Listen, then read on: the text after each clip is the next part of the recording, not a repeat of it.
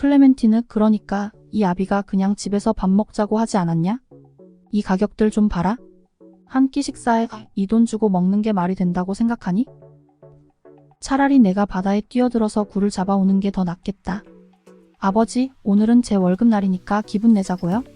사람이 어떻게 맨날 같은 것만 먹고 살 수 있어요? 그리고 아버지 제일 좋아하는 음식이 굴이잖아요? 맛있게 먹자고요, 우리. 인생 2번 사는 거 아니잖아요? 저는 아버지처럼 지나치게 아끼면서 구질구질하게 살기는 싫어요. 저와 아버지는 하루에도 몇 번씩 돈 문제로 티격태격합니다. 그렇다고 우리 집이 가난하거나 형편이 어려운 건 아니에요. 다른 가정들과 비교해도 오히려 조금 더 잘 사는 축에 낀다고도 말씀드릴 수 있을 정도로 말이죠. 그런데도 아버지는 늘 절약 정신을 강조하십니다.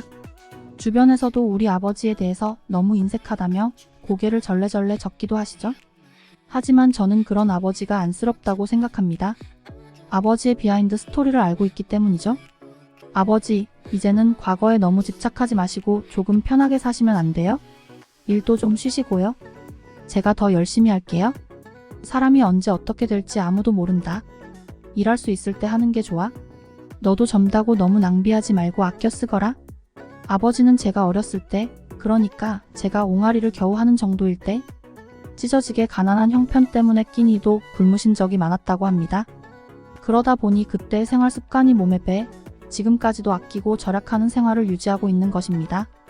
다만 그 정도가 조금 심하다는 것이었죠. 아버지, 화장실에서 볼일을 보고 어떻게 휴지를 한 칸만 사용해요? 땅을 파봐라. 땡전 한 푼 나오나 휴지는 누가 공짜로 주니? 아껴야 오래 쓰지. 이렇게 지독한 구두쇠인 저의 아버지는 어찌 보면 당연하게도 여행을 한 번도 가보지 못했습니다. 젊으실 때부터 가족을 위해 자신의 인생을 헌신하였기에 그런 것이었죠. 그래서 저는 아버지를 위해 선물을 준비하고 있었습니다. 바로 한국 여행이었죠. 왜 많고 많은 여행지 중에서 한국을 선택했냐고요? 2가지 이유가 있는데요. 한 가지는 아버지의 요즘 가장 좋아하는 취미가 한국 드라마를 시청하는 것이라는 점이고요. 다른 하나는 제가 아버지를 위해 특별히 준비한 또 다른 선물 때문입니다. 그동안 우리 가족을 위해 일생을 헌신한 아버지에게는 너무 미약한 선물이긴 하지만 소소하게나마 기뻐할 아버지를 생각하며 아버지 몰래 여행을 준비했습니다. 이제는 저도 어엿한 직장인이 되었기에 가능한 일이었죠. 모든 준비가 완료되기 전까지는 아버지에게 이 모든 사실을 비밀로 할 필요가 있었습니다. 그래야 선물을 하는 맛이 나기도 하고 평소에는 아버지에게 볼 수 없었던 모습들이 기대되기도 했으니까요. 저는 이번에 아버지에게 여행 선물을 준비하면서 느낀 게 있습니다. 구두쇠인 아버지를 보면서 나는 저렇게 살지 않아야지 하는 부정적인 생각들을 하면서도 실제로는 저조차도 아버지의 영향을 받고 있었다는 사실을 말이죠. 하지만 아버지를 위한 선물을 준비하면서는 그런 돈이 전혀 아깝지 않았습니다. 제가 사랑하는 사람을 위해 쓰는 돈은 아깝지 않았던 것이죠. 아버지는 저에게 늘 낭비가 심하다며 누가 들으면 낭비벽이 있는 사람처럼 말씀하셨지만 제 생각은 달랐습니다. 오히려 제 주변 지인들에 비하면 저는 아주 절약 정신이 투철한 사람이었거든요. 상대적으로 평가하자면 그렇다는 겁니다. 아버지에게 여행을 선물하기 위해서 퇴근하면 늘 집에서 이런저런 한국 여행에 관련된 정보를 알아보았습니다. 저도 아직은 한 번도 가보지 못한 한국이었기에 제대로 정보를 습득해야 헤매지 않고 제대로 된 여행을 즐길 수 있을 것이라 생각했기 때문이죠. 그런데 한국에 대해서 알아보면 알아볼수록 저는 안색이 나빠지고 불안함이 감돌았습니다. 생각보다 한국 여행에 필요한 경비가 만만치 않다는 것을 깨달았기 때문이죠. 직장을 얻어서 일을 한 지는 꽤 되었지만 사실 지금까지 모아둔 돈도 없었고 지금 제가 가진 돈만으로는 아버지와 한국 여행을 하는 데는 턱없이 부족했습니다. 한국으로 가는 비행기 티켓값과 숙박비만 하더라도 지금 저의 수중에 있는 돈으로는 빠듯했죠. 그래서 저는 고민 끝에 퇴근 후 파트타임 아르바이트를 하기로 결심했습니다. 레스토랑에서 서빙하고 주방에서 보조 일을 하기도 했습니다. 카페에서 서빙하고 호텔에서 청소하기도 했죠. 아무래도 파트타임 일이다 보니 일자리가 지속되지 않았기에 수시로 다른 일을 알아봐야 했습니다. 말이 투잡이지 실제로 온종일 회사에서 일에 시달리다가 퇴근한 이후에 또다시 다른 일을 한다는 것은 쉬운 일이 아니었습니다. 아마 해보신 분들은 알 거예요. 그게 얼마나 힘든 일인지. 그나마 다행인 것은 제가 다니는 회사가 육체적인 노동을 하지 않는 일이기에 퇴근 후에는 그나마 육체적 노동을 통해 돈을 벌 수 있었던 것이죠. 와, 이거 정말 사람이 할 짓이 안 되는구나. 이렇게까지 해서 아버지 여행 선물을 마련해 드려야 하나? 갑자기 이런 회의감도 들었죠. 결국 아버지 여행효도 한번 하겠다고 이러고 있는 저 자신에게 자괴감이 들었던 거예요. 평소에 늘 아버지가 말씀하시던 근검절약 정신으로 살아왔다면 어느 정도 저축된 자금도 있었을 테고 지금 이렇게 투잡까지 뛰어야 하는 상황은 면했을지도 모른다는 생각이 들었습니다. 여태까지만 하더라도 아버지 첫 여행 한국으로 보내드리기 프로젝트에만 온통 신경을 쓰고 있었습니다. 그래서 아버지에게 그런 어두운 그림자가 드리운 줄은 상상도 하지 못했죠. 클레멘티느, 혹시 감기약이나 기침약 남은 거 있니? 요즘 따라 기침이 더 자주 나오는구나. 아버지 이제 몸 관리 좀 신경 쓰세요. 연세도 있으신데. 그래서 어디 먼 곳에 갈 수나 있겠어요? 아버지는 언제부터인지 피로하고 거친 기침 소리를 내었습니다. 평소에도 잦은 기침으로 고생하셨는데 요즘 들어 더 심해진 모양입니다. 그런 상황에서도 저는 아버지에게 여행을 해드릴 생각만으로 머릿속이 가득 차 있었죠. 그러던 어느 날 아버지는 집에서 쓰러지고 말았습니다. 그나마 다행이었던 것은 저도 몸살이 심하게 나서 휴가를 내고 집에서 쉬고 있는 날이었다는 것이었습니다. 아버지, 정신 차려보세요. 아버지는 거실에서 기침하시다가 물을 먹기 위해서 식탁으로 이동 중 갑자기 실신해버렸습니다. 그 길로 구조대를 호출하여 아버지와 함께 병원을 찾았습니다. 의사 선생님의 말씀이었습니다.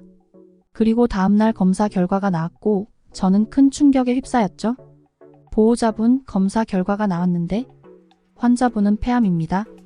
폐 내부 종양이 확인되었고 병리 조직 검사에서도 암세포가 확인되었습니다.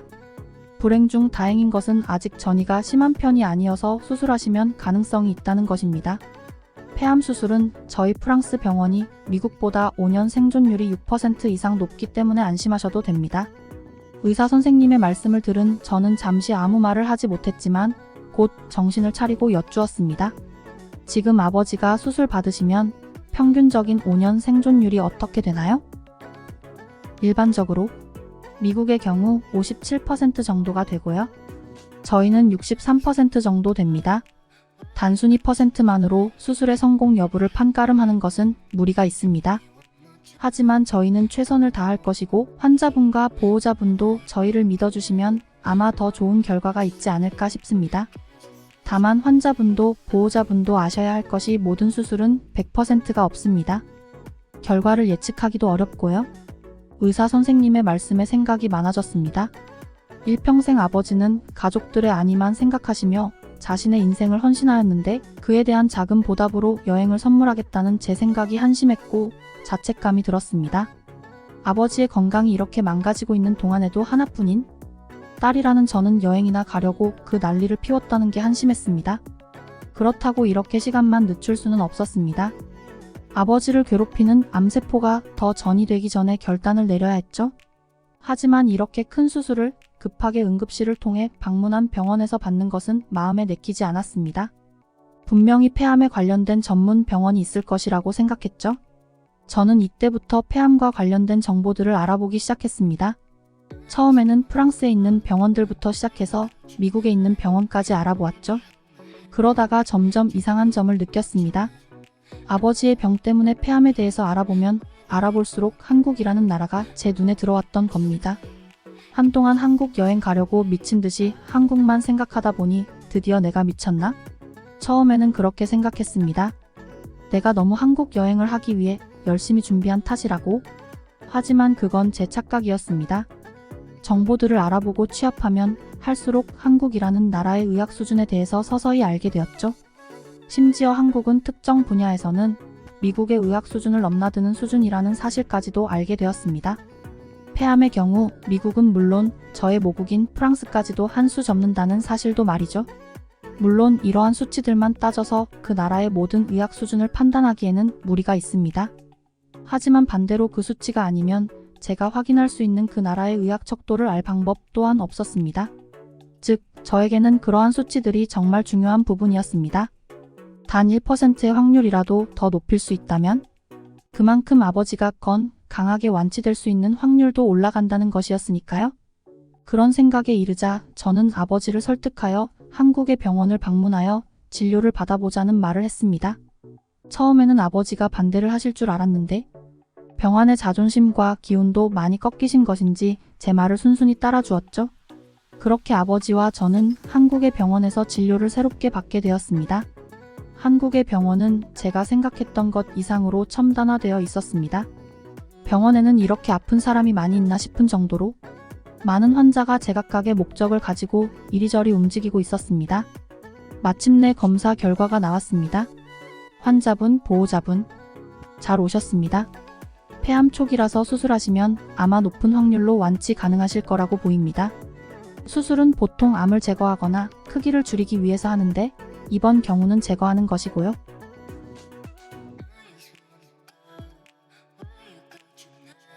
차분한 자신감이 저와 아버지에게 큰 신뢰를 주었던 것 같습니다. 아버지도 이곳에서 수술을 진행하자고 말씀하셨죠. 마침내 수술 날짜가 다가왔고 아버지는 차가운 수술대에 몸을 뉘었습니다. 저는 떨리고 불안한 마음으로 수술 결과를 기다리는 상황이었죠. 일정 시간이 지날 때면 문자로 수술 진행 상황을 체크해 주었습니다. 하지만 예정된 시간이 지났음에도 수술이 완료되었다는 문자가 오지는 않았습니다. 뭐지? 벌써 예상 수술 시간이 훨씬 지났는데 왜 연락이 없는 거야? 혹시 무슨 일이라도? 저는 슬슬 불안해지기 시작했습니다. 문자 한 통이 도착했죠.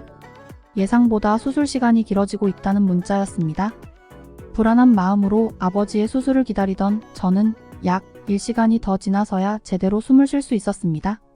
수술은 끝났고 아버지는 수술 직후 응급실로 이송되었다는 말을 들었죠. 수술 중 출혈이 조금 생겨서 이송되는 것이라고 했습니다. 뭐지? 왜 출혈이 생긴 거야? 혹시 수술이 잘못된 걸까? 괜히 한국까지 와서 수술한다고 했나? 아버지에게 무슨 일이라도 생기면 어떡하지? 저는 오만 가지 생각을 하면서 공포에 휩싸였습니다. 만약 아버지가 잘못되시기라도 하면 정상적으로 제 인생을 살아가지 못할 것이라는 생각마저 했죠. 그리고 얼마 후 아버지의 수술을 집도하신 의사 선생님을 뵐 수 있었습니다. 수술은 아주 성공적으로 잘 끝났습니다. 이제는 경과를 지켜보면서 조금씩 상태를 호전시키면 됩니다. 보호자분 많이 불안하셨을 텐데 고생하셨습니다.